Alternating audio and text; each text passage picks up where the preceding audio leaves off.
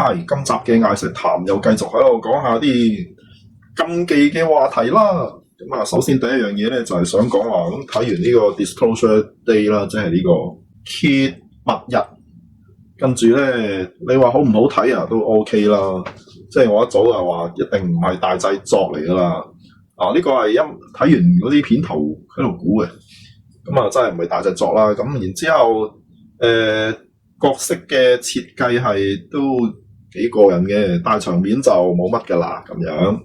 咁啊，至於你話咁我揭密日係咪好揭密啊？咁樣咁啊，即係見仁見智啦，係啦。咁啊，但係我想講嘅咧就係我睇完揭密日之後出嚟，跟住咧我忽然間就發覺一樣嘢，就係話，喂，其實呢個真嘅大揭露咪已經揭露咗咯，發生咗呢單嘢。咁跟住嗱，你話香港人冇乜反應正常啊？香港人佢從來都冇抗拒過話有外星人，即係話你信耶穌嗰啲先至抗拒咧，唔信有咩問題？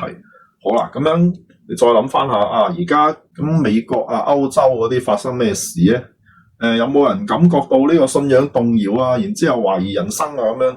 冇聽講過，都係咁樣啫。即係話揭密日同埋真嘅揭密日，喺對於呢個公眾嘅反應就係相當之平淡咁樣咯。呢個就係件事嘅真相啊！咁啊，所以我懷疑呢個史提芬史匹堡套戲有冇錢賺都係一個問題啦。咁啊，跟住第二樣嘢咧，就係我偶然就睇咗呢個喺呢個 Netflix 睇咗小丑，即係有 Lady Gaga 嗰一集，就係呢個小丑二啦。咁跟住咧睇完之後，我就係諗翻你，咦，其實咧點解會有小丑二咧？就係因為2019年呢個小丑咧就係刀仔鋸大樹，即係7000萬嘅 budget， 跟住咧賺咗10億。咁所以咧就幾大都要拍續集啦咁樣。咁點知續集咧就係使咗2億，仲要加多1億宣傳費，仲有呢啲Gaga。咁你有呢啲Gaga，當然就係會貴啲啦，係咪？咁啊有呢啲Gaga，跟住咧就係慘淡地全球票房就係得2億，即係蝕落去趴喺度咁樣嗰隻啦。咁然之後點解咧？就係咁我當時係冇睇到，因為我覺得唔知點解直覺就係覺得好悶咯，所以唔睇。好啦，咁樣 Netflix 睇完之後，哇，果然就係好悶咯。咁啊，但係嗰件事就係即係其實好悶呢樣嘢都係死症嚟噶啦。咁啊，畢竟你都真係有2億票房，即係話啊，唔係嘅，都有少少人中意嘅咁樣。咁但係多數人就係睇完就係哇好悶啊，所以咪就係唔睇咯啲人。好啦，咁但係咧，我就係發覺，咦，原來呢個小丑二個結局係咩咧？就係話嗰個小丑咧喺第一集裏面就係請英雄，跟住咧就係殺咗6個人。跟住咧，當時咧好多人就係當佢係英雄嘅，因為咧佢係叫做為民除害，對於個社會嘅不公唔知乜嘢咧，就係一個強烈嘅指控啦咁樣。咁所以咧就好多人撐佢啦，連呢個監倉入邊嗰啲友都撐佢啦，好多 fans 啦。呢個就係2019年嘅第一集，係咯。點解會有呢套戲嘅咧？跟住咧，2024年做咩咧？就係話咁佢俾人拉咗，然之後咧就經過啲好悶嘅情節，仲要唱歌咁樣。喂，咁你侵得呢啲 Gaga 咧唱歌啦，跟住咧好悶就係一路都係啲內心戲咁樣。好啦，最拉尾就係話嗰個小丑話我頂唔順啦，我唔撐落去啦。我咧其實真係殺咗6個人咯，有咩好講啫？即係你咁樣撐落有咩意思咧？咁樣。咁跟住咧就係點知咧審下嘅時候，有人炸開咗呢個法庭，然之後佢就爬出去啦。跟住咧佢就見到呢個佢嗰個小丑女，即係呢啲Gaga。咁然之後呢啲Gaga佢就係話點解你走咗？呢啲Gaga就話咁你既然唔撐落去，咁我失望咯。我已經唔愛你啦，我對你完全失望。咁跟住咧佢又俾人再拉翻入去，然之後就俾監獄裏面嘅一條友就懟冧咗佢啦。因為我對你好失望啊！咁你諗下，其實佢套戲想表達啲乜嘢咧？就係嗰個小丑終於都講真話啦。跟住啲人咪就係唔可以俾佢，唔容許佢咁做咯，所以就懟冧咗佢啦。咁你點會有人想睇咧？呢啲嘢係咪？你講真話啊，大佬，講真話邊度？幻想就係大把人話耶你好啊，幻想即係哇你夠女啊咁樣，大把人想要幻想，即係特別就係唔需要付出代價，然之後咧就佔咗心理甜頭咁樣，咁所以咪多人睇咯。跟住你講真話咪冇人睇咯，就係咁咯呢啲嘢。咁跟住咧，我係今集就係會講，即係上次講完呢個文革啊，其實咧就未講完嘅算啦。跟住今日咧就會講6·4嘅。咁啊講落去之前就又賣下廣告啦。咁我而家呢個薛派星座命運學嘅呢個上堂錄影就可以有得賣啦。咁你唔好以為呢個星座就係講星座，唔係啊，係呢個星座命運學。就係上完之後，你就會明白好多佛家嘅嘢，就即係話點解每個人睇見嘅世界係唔一樣嘅啦。咁然之後就係點解一個人會有咁多呢個非理性嘅呢個價值觀，即係話勸極唔聽啦。然之後你冇辦法可以解釋到俾另一個人聽，就話點解你覺得呢樣嘢係咁緊要，而點解佢又唔認為呢樣嘢係咁緊要？點解有啲人係好有責任感，有啲人就冇乜責任感？有啲人咧就話人生咧係有目標，而另外有啲人咧就係佢係揾唔到人生目標嘅。但係我話俾你聽係 OK 嘅。咁啊呢度好多嘢都可以通過呢個薛派星座命運學嗰度學到嘅。啊！你唔係知道有啲咁嘅嘢，而係你明白點樣從一個基本原理推斷到呢啲咁樣嘅嘢出嚟，即係話原來一個人有咁多呢個非理性嘅諗法，原來係有得解嘅。呢個就係最神奇嘅地方。當你明白咗呢啲咁樣嘅道理之後，好多人際關係嘅問題都可以解決，你就可以犯少好多嘢噶啦。所以如果你想要嘅話咧，你就6760062067600620啦。好啦，咁跟住咧，我就係想補充一下關於呢個文革嘅。咁其實咧，呢個文革完咗之後咧，應該話文革完之前，毛澤東佢係覺得好惆悵嘅，就係話：咦，我知我就嚟死啦！即係佢係國家主席呢家嘢咧，就係可以做到佢死嗰刻。唔知係咪咁樣？好似係啊。就係做到佢死嗰刻，咁啊仲要咧就係毛澤東佢係嗰啲遺詔係可以有效啊，即係成個共產黨佢係跟住毛澤東嘅遺詔做人。咁但係毛澤東咧，佢知道啊，我都應該唔係好掂啦，冇幾耐命啦嘅時候，即係講緊74至75年。咁毛澤東76年就死 Q 咗啦，即係佢臨尾嗰2年，佢知道就係死啦。跟住，但係我仲未選定呢個繼承人。好似呢個又唔係好得，嗰個又唔係好掂。咁明明最叻嗰個咧就係鄧小平，但係佢同我嘅中心思想違反咗，咁又好似唔得喎咁樣。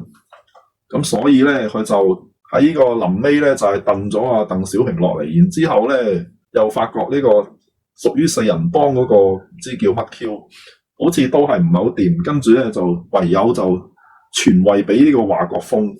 即係佢係用遺詔嘅方式傳位咗俾華國鋒咁樣，然之後華國鋒真係就接任咗呢個國家主席咁樣。咁啊，但係後尾經過咗幾年，然之後唔知點樣，因為一件事件，定係咧呢個國會入邊嘅人發覺咦唔對路啊，呢個華國鋒都係唔得咧。於是咧就藉住一件事件咁樣，就重新咧就推呢個鄧小平上啦。跟住華國鋒咧就佢自己都明白唔掂啦，咁所以咧就退啦咁樣。好啦，咁樣喺呢件事之後咧，呢個國家嘅元老會其實咧就係做過一啲閉門協議，因為咧外面嘅人係唔係好肯定究竟呢個協議係咪真嘅，就係冇寫低嘅。咁個協議咧就係話嗰啲建國嘅元勳就係唔可以終身制。即係話嗱，而家搞到咁大鑊，應該話阿毛主席搞咗呢單嘢出嚟，就已經發生咗啦，翻唔到轉頭啦。發生咗咩？就係話，如果咧啲年青人對於嗰啲官睇唔上眼，佢哋就會發動呢個批鬥啦。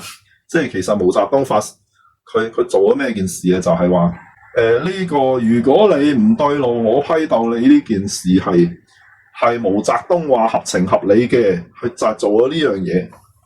咁嗰啲內閣咪知道呢啲潑咗出去個水係收唔翻噶嘛？咁所以就係話，咁呢件事大家就要處理啊。所以咧就係開國嗰啲功臣就唔可以終身制啦，即係去到咁上下你要退休啦。仲有就係呢個開國功臣嘅第二代，即係叫做紅二代，係唔可以做官嘅。即係話，因為毛澤東話我批鬥嘅對象就係特權階級，即係潑咗出去嘅水就係唔可以有特權階級，否則就會又嚟過啦文革。即係個意思係咁樣。所以咧，大家協議咗就係紅二代唔可以做官。咁但係唔可以做官就要有啲補償，補償就係咁你哋去國企嗰度做大股東啦咁樣，所以紅二代就去晒啲國企嗰度做大股東啊，即係話嗱，權利就冇啊，即係而家呢單嘢就出咗嚟啦，權利就唔可以要噶啦，錢啦我哋可以要錢，所以就去咗攞錢啦咁樣。咁啊，跟住咧仲有個插曲咧，就係話審訊呢個四人幫。咁我真係喺電視嗰度見過啦，唔知係當時定係後來重播。總之我見過啦喺電視。跟住咧，經過好耐之後，我先發覺原來審訊四人幫呢單嘢係專登喺電視轉播。原來咧當時係中國開國以嚟第一次依足晒呢個西方法庭嘅規矩去審訊人。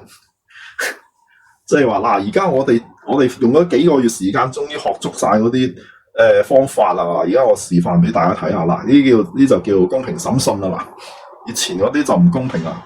即係諗下，當時先至叫做第一次全國人民見到，哇！原來審案係應該，即係而家呢個西方人係咁樣審案嘅喎。吓？係啊，哇！幾過癮喎，真係做戲咁做啊，咁樣係。所以我就係話，咁你喺60幾年至到70幾年嘅時候，中國文化水平咁低嘅時候，你冇可能做咗廉政公署嘅大佬。你係去到70幾80啦，先至知道原來呢個西方嘅法庭啊，原來係咁樣樣。所以你再之前係冇辦法，冇辦法之下，你都要諗辦法噶啦，就係咁樣。好啦，咁樣喺呢件事發生咗之後，就連帶到呢個六四事件。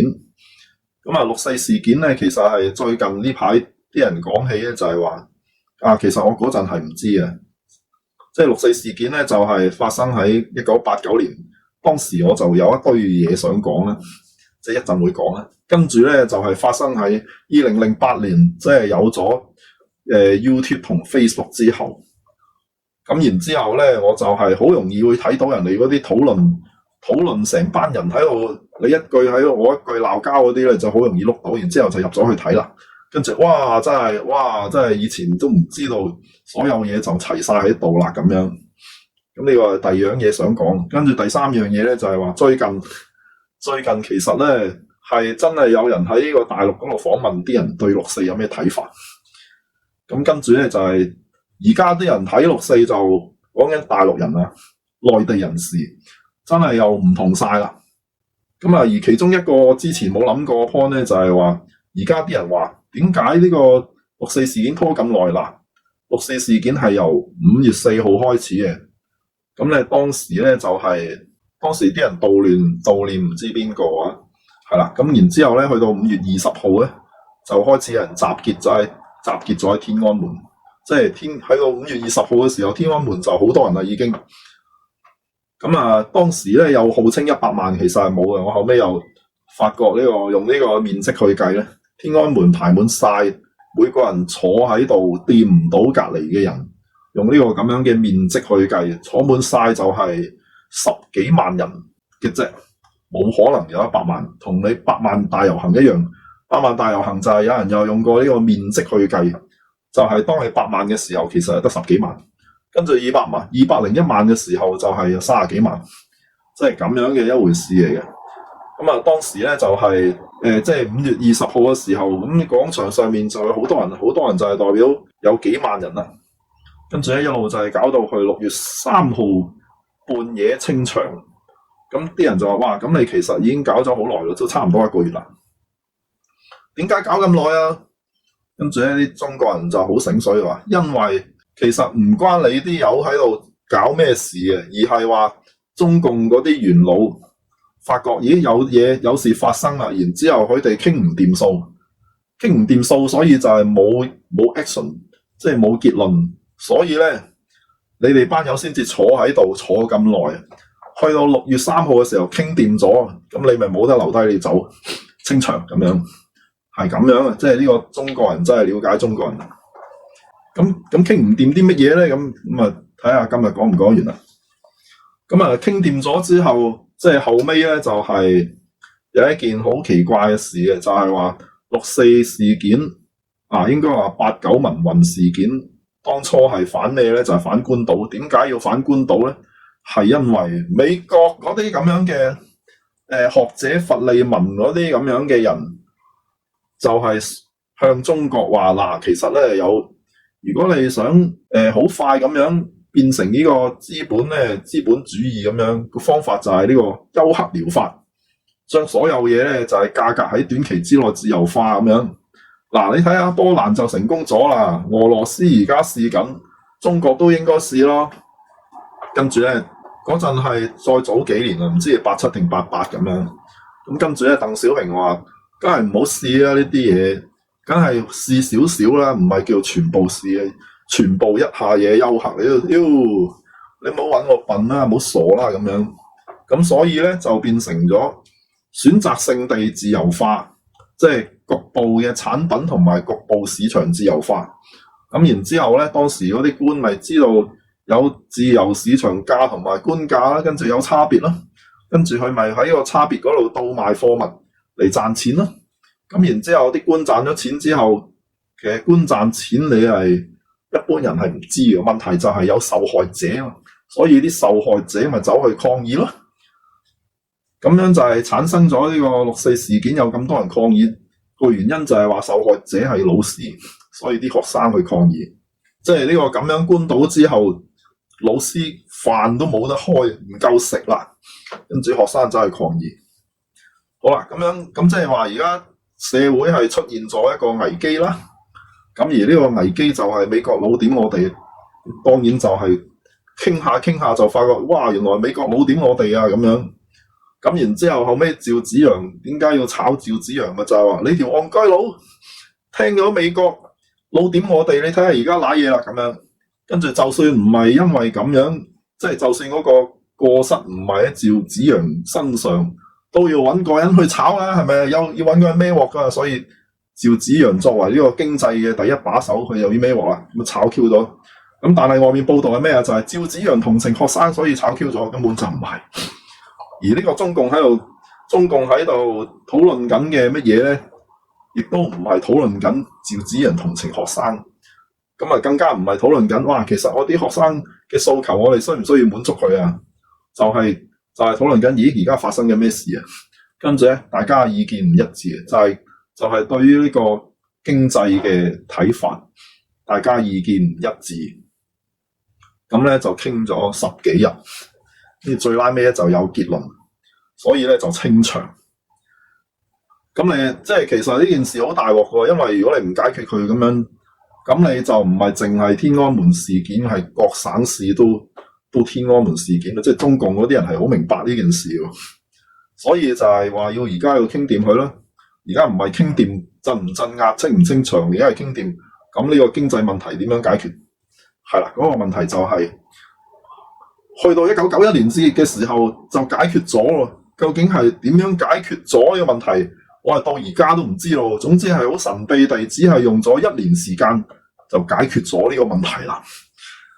係啦，呢個問題係冇再發生過啦。所以即係話唔係因為鎮壓咗，所以咧冇人去抗議政府錯啊，係因為呢個咁樣嘅官倒問題，唔知點解就冇發生咗，所以就冇人抗議。嗰件事係咁樣，呢件事之後又有另一個秘密協議啦。就呢個秘密協議就係我哋見到結果係咁，但係實際上係冇呢個協議係冇寫低到嘅。就係從嗰陣開始咧，就唔止係紅二代冇得做官，連官二代都冇得做官啊！即係官二代嘅人唔單止冇得做官，仲要去外國點咗去外國唔好翻嚟啦咁樣。跟住咧嗰個交換條件係咩？就係話嗱，如果你納咗幾多錢，我當睇唔到。好似嗰件事就係咁樣，即係嗰個毛澤東佢心目中嗰個防止特權階級嗰件事係喺六四事件之後係更加再加深嘅，就係話官都唔可以累積勢力喺佢嘅家族裏面，佢家族係唔可以做官啊，至少佢嘅仔女唔可以咁樣。唔單止唔可以做官，佢仲唔可以留喺中國嗰度累積佢嘅勢力添咁樣。你可以去到外國累積勢力，唔可以喺中國累積勢力咁樣。咁至於嗰啲官二代喺外國有冇任務嘅咧，就唔知道啦。好啦，咁啊前事完，跟住咧我就講點解我話六四事件係一個大話咧咁樣。嗱，呢啲嘢唔係我講。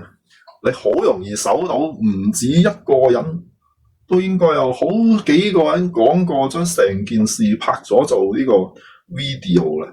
咁啊，就算你唔揾嗰啲 video，你都可以跟住啲 keyword 揾翻嗰啲證據出嚟。咁啊，所以就係嗰個大話係咩咧？就係話嗱，由呢個叫做8·9民運，即係由5月4號至到6月4號之間，一個月所發生嘅嘢就叫8·9民運。8·9民運有冇死過人？係有死過人。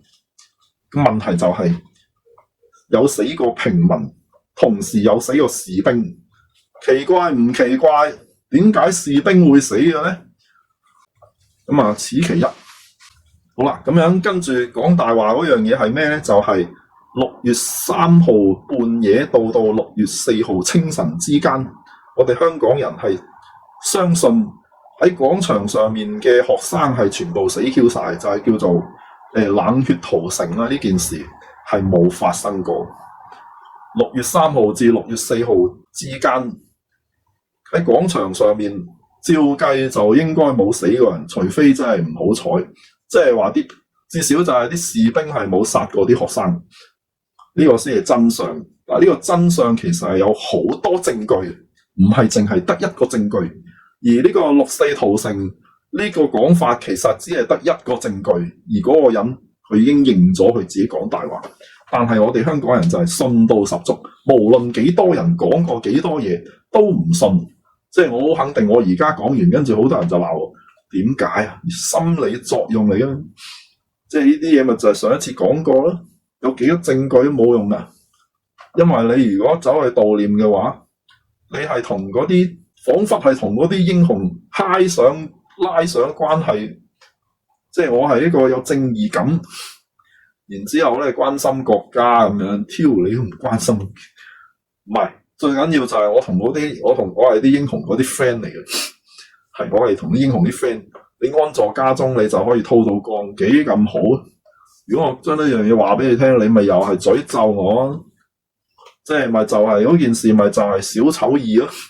你唔會睇小丑二嘅，你死都唔會睇，就係咁樣嗰件事。咁啊，我首先我就係講呢個1989年我嘅遭遇咧，就係1989年由5月4號開始有事發生，我係知道，但係嗰陣我係考緊試。咁樣好，咁所有同學都考緊試嘅。嗰個問題咧就係我5月20號考完，但係有啲同學未考完，跟住就瀨嘢啦。有啲同學就係因為佢關心呢個天安門廣場發生嘅嘢，跟住搞到佢冇心機讀書，肥咗。咁然之後咧，我作為學生代表咧，就要向唔係我俾人鬧完之後，跟住咧就要向faculty 就係求情，話不如你俾佢補考，你唔好當佢咩嘢啦。因為本來咧就係你只要肥一科，你就要補考，然之後你就冇 honour 噶啦。即係你只要肥咗一科，你冇咗 honour 啦。你肥一科補考完合格，你好似係可以攞翻個 third on， 咁好慘喎，大佬！人哋唔係讀唔到書嘅人，你係冇心機讀書嘅，因為而家咩國家咁樣嚇，你明啦咁樣，所以我走去求情，跟住後尾就好啦。如果你補考合格咧，咁我就照樣計你啦，咁樣即係挨到呢樣嘢。咁啊，當時係每個 faculty 都應該挨到啩，好似係咁啩。但係我個同學咧就因為咁樣留班啦，係啦。咁跟住咧就係去到5月20幾號嘅時候，我就有啲同學就真係飛咗去北京喺廣場嗰度踎咗幾日，然之後就翻咗嚟啦。就喺呢個6月1號之前翻咗嚟啦。即係正所謂香港人係特別矜貴，一定唔會去遇到一啲唔好嘅嘢。咁然之後咧喺嗰幾日咧就係喺學生會就係非常之唔知呢個情緒高漲咁樣。咁我作為呢個學生會嘅因為我係理學院學生代表，所以其實同呢個學生會正副主席都叫做算係幾 friend 嗰種。跟住情緒高漲啦，跟住我日日就喺度蒲啦，跟住睇下發生咩事啦。但係我當然唔會上北京啦咁樣。然之後6月3號夜晚咧就係有達明一派演唱會喺 Hong Kong U， 因為當時佢係未紅嘅。Hong Kong U 達明一派演唱會，哇正到痹啊咁樣。跟住睇完之後咧就差唔多半夜啦。然之後我喺電視度睇到呢個侯德健同埋一班學生，應該喺鏡頭所見係有幾百人，就喺呢個天安門廣場嗰度唱歌。跟住坐下，突然間就熄燈啦，跟住咧就情緒高漲。咁然之後咧喺 Hong Kong U 嗰度，原本咧有一張橫額係勝利大遊行，就掉咗啦。然之後我寫嗰張就喺6月4號咧就拎咗去呢個新華社嗰度，係啦，我寫嗰張橫額上咗報紙咁樣。咁然之後6月4號朝早咧就係聽到呢個袁木話廣場上面學生安靜離去，冇死過任何人咁樣。我當時係唔信，因為我見到袁木呢條友好似睇你個樣奸嘅喎咁樣。咁然之後6月5號咧，我就係參加咗呢個歷史上第一次嘅維園大遊行。咁啊坐喺維園嗰度咧，就係親眼見到呢個有條友叫黎雄，係應該係香港學生嚟嘅，即係話佢同我差唔多大。黎雄呢條友，佢話我係做證人。咁啊就呢個6·4唔知咩清場死咗好多人啦，冇錯係死咗好多人噶咁樣。係啦，呢個就係香港人所謂得到嘅唯一證人，冇噶啦，其實冇其他證人噶啦。咁跟住見到咩咧？就係咁，其實咧當時咧我嗰個心情係點咧？係好複雜，即係唔係好似其他人咁樣一面倒感覺到傷心啊，然之後呢個咩中共政權血腥鎮壓屠城啊，即係當然係有啲覺得好哀傷咁樣。咁問題就係，我覺得唔對路，即係話我當時身為一個咁年輕嘅乜 Q 都唔識嘅友，我講唔出有咩唔對路，但係就係覺得唔對路。咁啊，雖然年青係乜都唔識，但係你知香港大學當時就係全香港文化最高嘅地方，跟住有喺嗰段期間係有好多名人係嚟到香港 U 嗰度演講嘅，所以咧就係除咗收風之外，咁啊仲有呢個時事分析，即係名人時事分析都唔少。當時喺1989年，我係留意到幾樣嘢。第一咧就係話，喂，其實係真係有喺呢個和平嘅學生抗議示威咁樣和平示威嘅時候，喂，真係有人殺人放火喎！呢個係聽到翻嚟係有人殺人放火，咩事啊？點解你示威要殺人放火、打沽搶劫咧？點解？如果冇殺人放火嘅人，點解會有一種呼聲就係要鎮壓咧？其實你喺度坐喺度示威，點唔需要鎮壓？我揾啲兵圍住你看住咪得咯？點解要鎮壓？咁啊，其實事後經過好多年，你訪問翻啲北京人，啲北京人就話俾你聽，係有人殺人放火，所以係應該要鎮壓，係咁樣嘅講法嚟嘅。呢個係好多北京人都知道嘅事件嚟嘅。咁然之後咧，第二樣嘢咧就係話，其實我當時都知道嘅就係有個講法就係咁，天安門廣場有10幾萬人，唔係有唔夠10萬人坐喺度啦，露營啦，我唔知佢點樣屙屎，都有人睇。都有人喺度討論過問題，就係邊度去邊度屙屎啊啲人。anyway， 咁但係咧，我亦都聽到個講法係當時就係其實咧，大家唔知大家做緊咩嘅，即係佢一堆咁樣10個8個一齊露營啦，但係互相唔識噶嘛，跟住咧喺廣場裏面係有好幾幫人係想攞到呢個話事權嘅。咁但係嗰好幾幫人，大家嘅意見係唔一致嘅。如果唔係，就變成一幫人啦。咁但係問題佢哋意見唔一致，最拉尾咧就係以呢個最大聲嗰班人，即係柴玲、王丹唔以開欺。點解佢哋最大聲咧？就因為呢個美國嘅唔知咩電視台俾佢上車喺度用擴音器講嘢，所以佢就變成最大聲嗰幾個人啦。然之後咧，外界或者係當時嘅人都以為佢哋咧就代表咗所有人，即係其實如果你坐喺度諗下就係我係支持緊某一個 agenda， 我以為大家都係同一個 agenda， 即係同一個訴求。咦，原來唔係喎，原來喺廣場裏面有好幾個唔同嘅訴求喎。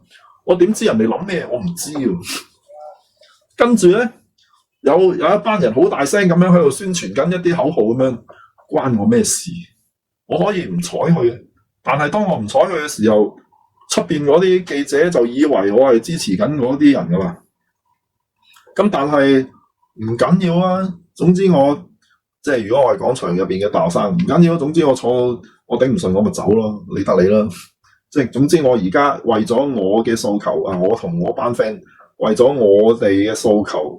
喺度坐咗啦，咁我盡咗責任啦。到然之後，我老豆老母催我翻屋企，我咪走咯。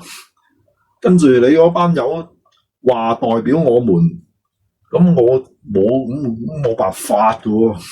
唔通我走出去搶咪話唔係你不代表我們，俾人打？係啦，廣場上面係試過啲學生打交嘅，因為就係你不代表我們咁樣喺度打交，就係真係有呢事我聽到過。係啦，咁所以就係話，咁如果柴玲唔以開欺嗰啲，就係因為佢最大聲，所以咧佢就走去入咗去呢個國會見到李鵬啦。跟住咧佢就係代表咗學生同呢個黨中央咁樣講數啦。但係嗰件事係咪真嘅咧？嗰件事唔係真嘅，嗰件事係最大聲嗰班學生，因為有啲人幫佢，令到佢變成最大聲學生。所以咧，啲記者又係嗰班記者，咪幫佢嗰班人，咪就係記者咯。然之後咁啊，政府咪見到話呢班人最大聲，咁佢係咪代表咧？咁樣佢話佢自己係代表嘛，跟住接見佢。嗰件事就係咁。其實李鵬同呢個學生傾完，如果李鵬說服咗呢幾條友，有冇用咧？係冇用嘅，因為下面嗰啲友會話佢唔代表我哋。即係其實呢件事當時我都唔明嘅，但係去到2015年我就明啦，就係當時咧就係我哋個特首就係接見咗呢個所謂廣場即係佔中嘅代表，傾完有冇用？冇用，因為其他啲人話他們不代表我們。係啦，到2015年先明，1989年我唔明，我諗應該冇咩人明。你睇電視就以為件事係咁，其實唔係咁樣。咁但係呢個唔係最重點喎，重點係。呢個柴玲嗰班友見完李鵬之後，就受呢個同記者講嗱，啲記者咪又係嗰啲記者，係啦，同記者講話你哋去死啦！我哋要爭取民主，我哋嘅政府係唔會應承我哋。喂，佢冇一句否定你啊，但係佢就係但係柴玲就話嗱，政府唔會俾民主我哋啊，我哋要用鮮血去喚醒人民嘅唔知乜嘢，你哋去死啦！但係我係唔會死噶。跟住第二日佢哋就偷渡走咗啦，係啦，呢啲我真係當時就喺新聞嗰度見咗啊，所以我就係覺得哇，做咩事啊？好似好唔對路啊，同埋就係點解第二日佢偷渡走咗咁順利嘅？我覺得最唔合理就係點解咁順利可以偷渡走咗咧？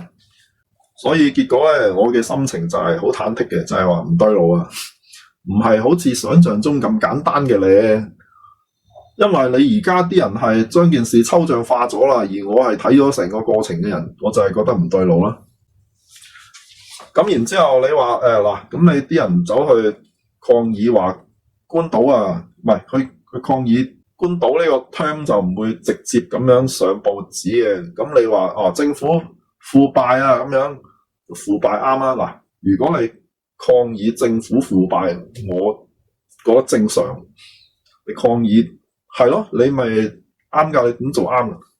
咁然之後有班友咧就係話要支持民主啊咁樣。嗱，呢個就好有問題啦，就係話當時我又係唔明啊，就係唔會俾你咯，傻嘅咩？你支持民主，就算俾你我都唔會應承你啦。唔係你諗住係坐到去政府話嗱，我聽日就變成一個民主選舉，然之後你走啦咁樣，唔會咯。佢至多只係話我考慮下啦咁樣，考慮下俾面㗎大佬。呢個唔係話有就有啊嘛。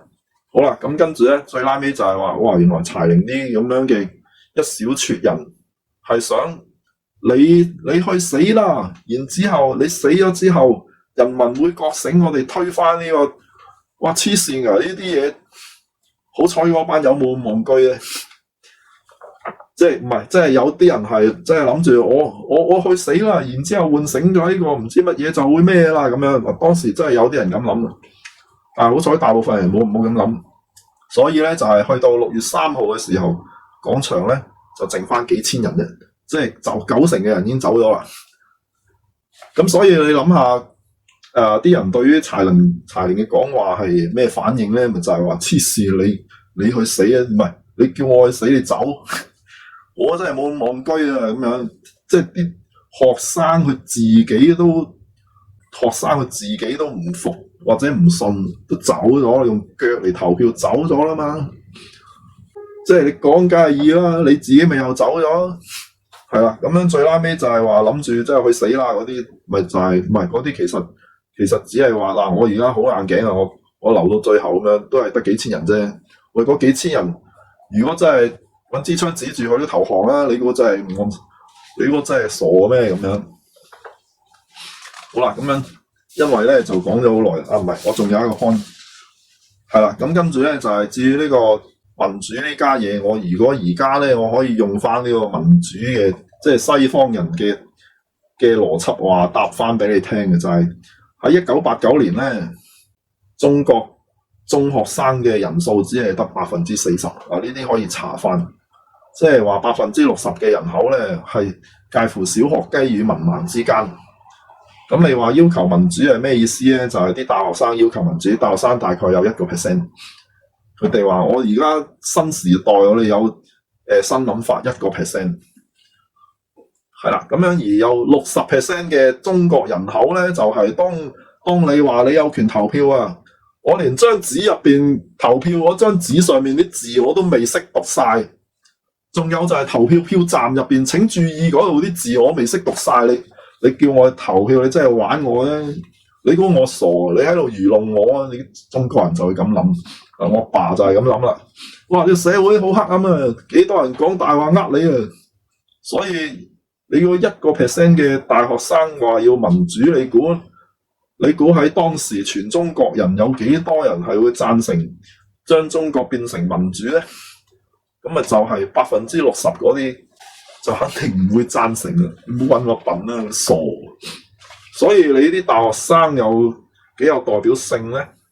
好啦，然之後咧，我又再講一個真相俾你聽，就係話咁你民主其實係想追求嘅效果係咩？就係聽大家意見啊嘛！大家嘅意見即係話好民主就係好大可程度上就係少數服從多數啊嘛！多數咪就係小學雞咯。即係話1% 嘅大學生天之驕子要求中國跟住60% 嘅小學雞走，然之後你嗰1% 嘅大學生，你唔使旨意喺任何場合之下投票得到你想要嘅嘢，呢個就係你爭取翻嚟嘅結果啊！喺1989年嘅時候，嗰個情況係咁嘅。咁而事實係咩咧？就係話。乜嘢政府係會將你嗰1% 嘅大學生當係如珠如寶？就係中央集權政府，即係話由呢個漢朝一路落嚟，唔係應該係由隋朝一路落嚟有科舉制度嘅中央集權政府，就會將你1% 嘅大學生當係如珠如寶。然之後你要民主，即係代表咩？就係話原本中央集權政府。係幾咁重視你，然之後你要求呢個社會係跟住嗰班大學，跟住嗰班嘅小學雞走，你永遠唔喺社會度 no say，你爭取緊呢樣嘢，你咪低能噶。嗱，呢個係完全係西方民主社會邏輯話翻俾你聽，點解當時係唔應該去追求呢個民主社會？嗱，我而家就係識答啦。好啦，咁啊最拉尾咧，我就係想講下究竟點解即係當時就係去到2008年啦，就係話點解我話呢個鮮血屠城係一個大話咧？咁第一樣嘢就係、你如果 Google 黎雄呢個人，即係姓黎嘅黎，然之後洪水嘅洪。Google 黎雄呢個名，你就會揾到黎雄喺1994年訪問嘅時候，佢自己已經認咗我冇見過，我聲稱話我見過嘅，即係話香港唯一一個證人其實係唔係證人嚟，佢認咗佢講大話，呢個第一。第二就係現兜兜噶啦，就係呢個我喺08年嗰度見到呢個西班牙記者嘅影片，咁咪就係有西班牙記者影到當日侯德健同埋一大棚學生好疲倦咁樣慢慢離開呢個天安門廣場。當時咧就係6月4號清晨啦，即係你點知道呢個係清場之後學生離開天安門廣場，就係因為佢成日影住侯德健啊嘛。咁你6月3號夜晚侯德健咪就係喺度唱歌，6月4號朝早走。如果你先要屠城侯德健，點能夠同學生一齊走啊？即係呢個就係證據啊！咁然之後係經過咗好耐之後，就有維基解密啦。維基解密就係話美國一早已經知道呢條片，但係好似呢啲咁樣嘅新聞，即係包括黎雄承認講大話同埋西班牙記者呢啲，係唔會喺主流傳媒嗰度播出㗎。即係呢啲大家唔想見到嘅嘢咧，就係大家唔會見到嘅。跟住第三樣嘢就係侯德健後尾係唔知90幾年定係乜嘢啊？俾呢個記者訪問。跟住佢咪講咗呢個名句咧，就係話：難道真相冇說服力咩？點解你要用大話去呃人？咁當然就係話，咁冇屠城就冇屠城啦。你睇下我生勾勾走出嚟。咁其實咧，你可以唔信佢講嘢。咁問題就係、即係佢講嘅內容，你可以話嗱，佢而家受咗俾呢個中央政府買通咗啦。即係話嗱，其實咧只係死剩咗幾條友啫，但係咧你就要同人宣稱咧係冇死過人㗎咁樣，唔得咯。你望下佢嘅樣，即係幾咁氣定神閒同埋理直氣壯，呃唔到人嘅表情。即係話，如果係佢見到周圍嘅人死 Q 晒，佢點樣仲可以氣定神閒咁樣話冇事發生？即係講完咁，你個對眼呃唔到人嘅大佬，點呃啫？好啊，第四咧就係、其實係有呢個所謂廣場四君子呢件事嘅。廣場四君子咧就係有侯德健、劉曉波，然之後嗰個周咩，跟住仲有一個嗱4條友，除咗劉曉波病死之外，其他3條友到而家都仲係生勾勾嘅。跟住所謂廣場四君子呢個 term 係咩？就係話去到6月4號熄燈之後，跟住咧呢個四君子就行咗埋去軍隊嗰度，同呢個軍隊嘅話事人講，同佢講數啊。咁四君子當然就話：你哋唔清場得唔得啊？咁樣，咁軍隊梗係話：軍令如山，冇得唔清場。嗱，但係我哋嘅命令係清場，我哋要用一切辦法。總之咧，聽朝有太陽出就唔可以有人。中間發生咩事咧？你明㗎啦咁樣。但係如果你勸到啲學生走嘅話，咁你就唔會有傷亡，因為我嘅命令入邊冇講過話要殺啲學生。嗱，類似嘅內容係流傳咗落嚟嘅，即係唔知喺邊度揾到，即係個 exactly 咧嘅講法，梗唔係咁啦。總之就係佢講數嘅意思就係咁樣。咁所以咧，廣場四君子同呢個軍隊講完數之後，咁咪翻去勸嗰啲學生走咯，咁結果啲學生咪走咗。咁即係話，喂，你如果冇4條友同軍隊講數，然之後勸學生走，又何來有四君子呢樣嘢咧？同埋，喂，佢哋生勾勾仲喺度喎，佢哋做過呢樣嘢，所以佢哋先至叫四君子喎。呢個仲唔係人證咩？嗱，咁你死個劉曉波點計咧？就係其實劉曉波喺呢件事完咗之後咧，就係俾人拉咗咧，就係告佢煽動罪，但係有審訊嘅。跟住咧一路審到去91年，即係佢踎咗2年。即係俾人扣留咗2年。去到91年嘅時候，審訊結果就話嗱，我哋而家係有罪，但係咧我唔判你刑，你走啦，你自由啦，而家咁樣。跟住劉曉波就係心情非常之忐忑咁樣就走咗啦。跟住後尾佢咪又經過好多年之後又俾人拉翻，呢個係第2次俾人拉，唔係當時俾人拉。嗱，你可以搜下劉曉波一世人裏面有冇講過話鮮血屠城，係冇。你可以揾噶，即係你所有文獻都仲喺度，你可以揾佢有冇親口講過。佢有講過好多6、4嘅文章，但係佢有冇親口講過啊？鮮血屠城冇啊嘛，有就家傳戶曉啊，唔好傻啊！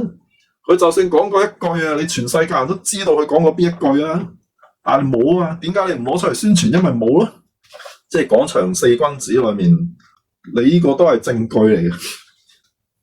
好啦，跟住第5樣嘢咧就係關於呢個坦克人，即係其實坦克人喺呢個一般嘅理解就話嗱，你睇下呢個人幾咁勇敢去阻住啲坦克啊，唔好傻啊！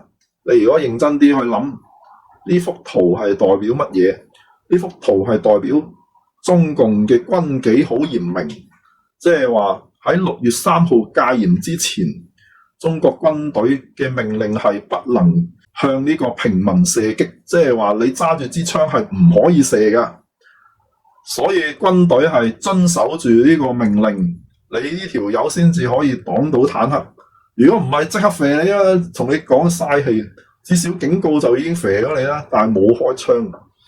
而家唔係嗰個人有幾咁勇敢，跟住咧嗰條片係斷章取義，因為嗰條完整嘅片我見過，即係我親眼見過嗰條完整嘅片，就係佢喺度同呢個坦克車對峙咗差唔多1分鐘，跟住有2條路人就逼走咗佢啦。然之後咧就係話都唔記得咗佢係邊個咯，佢嘅下落就係冇人記得佢係邊個。呢個就係坦克人事件嘅起門。咁然之後就係話，其實點解喺呢個8·9民運呢1個月之內係有傷亡，就係證明咗軍紀嚴明啊！就係啲士兵佢收到命令係唔准開槍，佢就唔開槍。如果唔係，冇可能有軍人傷亡，因為你一下埋射呢一傻啊！而家就係唔准開槍，所以啲軍人係同嗰啲殺人放火嗰啲友啊喺度肉搏，所以先至會死。